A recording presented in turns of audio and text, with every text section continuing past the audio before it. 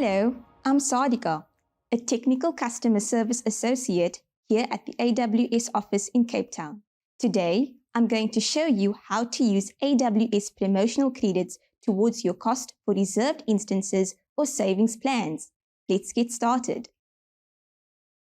Before we start, note that you can't apply promotional credits towards the upfront purchase for partial upfront reserved instances, all upfront reserved instances, or savings plans.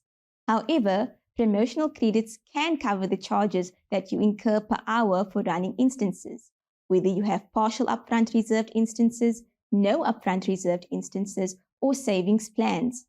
Let me show you how to check whether your promotional credits apply to a specific service. Log in to the AWS Management Console.